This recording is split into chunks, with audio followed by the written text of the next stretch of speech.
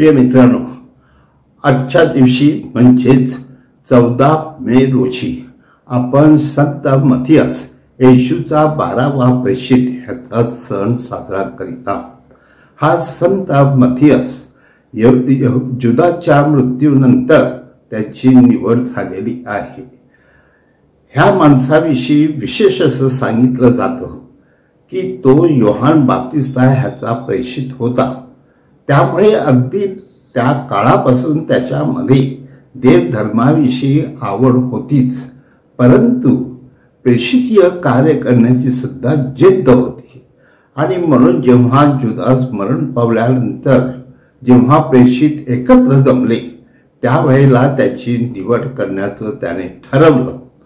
प्रिय बंधूंनो, तसं त्याच्याविषयीचा इतिहासही असा आहे की दाविदाच्या काळामध्ये त्याने असा विचार केलेला होता की येशूचा एक प्रेषित जणू काही त्याचा विश्वासघात करणार आहे आणि त्याच्या जागेवर दुसरा एक मनुष्य नेमला जाणार आहे।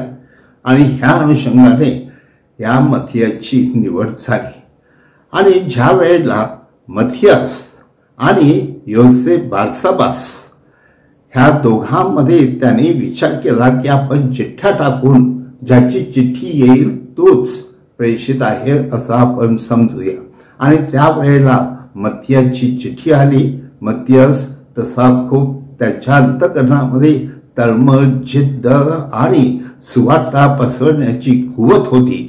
आणि म्हणून तो कापेडोशिया आणि यहुदिया ह्या भागामध्ये तो गेला आणि त्या ठिकाणी त्याने येशूची सुवार्ता पसरली। एवढंच नाही, सुवार्ता पसरता पसरता देखील तो देखील येशूप्रमाणे क्रूसावर मरण पावला।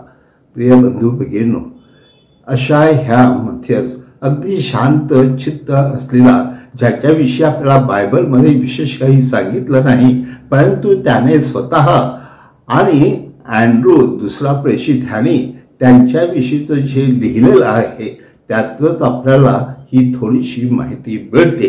परंतु प्रिय बंधूंनो, आपण ह्या प्रेषिताकडे पाहताना आपली प्रेषितीय वृत्ती कशी वळावेल आणि त्यासाठी आपलं समर्पण करण्याची वृत्ती कशी वाढेल या दृष्टीने आपण प्रयत्न करूया आणि प्रभूकडे प्रार्थना करूया की चर्चमध्ये अशा प्रकारचे अनेक निष्ठावंत प्रेषित निर्माण व्हावे।